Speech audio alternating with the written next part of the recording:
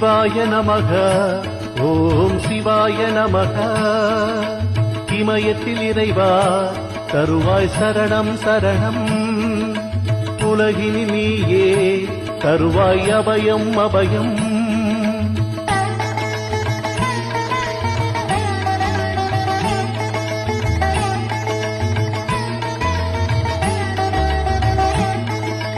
துன்பம் என்பதும் இன்பம் என்பதும் உந்தனருள்தானே.